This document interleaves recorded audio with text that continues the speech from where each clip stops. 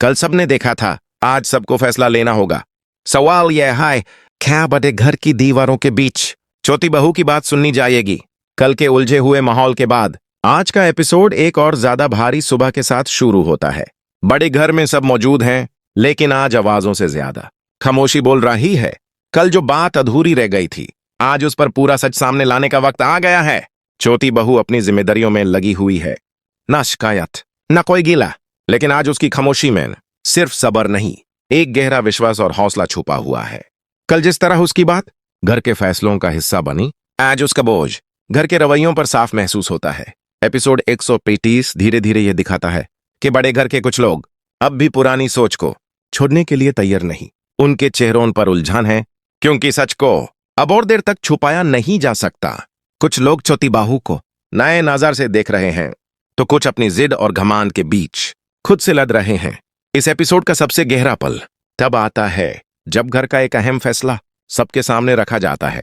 इस बार फैसला सिर्फ सुनाया नहीं जाता, इस बार छोटी बहू की सोच उस फैसले की बुनियाद बन जाती है।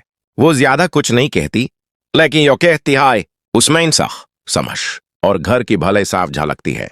उसकी बात के बाद कमरे में छाए खामोशी इनकार की नहीं, बल्कि सोच और कबूलियत की होती है।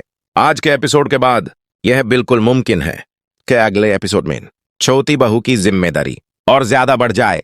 यह भी हो सकता है कि घर के कुछ लोग खुलकर उसका साथ देने लगे, लेकिन यह बिल्कुल नहीं होगा कि बड़े घर की सोच एक ही दिन में पूरी तरह बदल जाए। और यह भी तय है कि इतने दबाव के बावजूद छोटी बहू अपना सब्र नहीं खोएगी। वह अपनी खामोशी, अपनी समझ और अपने कामों से धीरे धीरे यह साबित करेगी कि इज्जत और भरोसा सिर्फ नाम से नहीं, काम से मिलता है।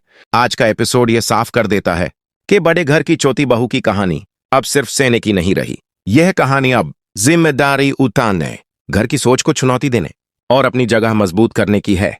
और यहीं से आने वाली कहानी और भी ज्यादा गहरी और सस्पेंस से भरी होने वाली है।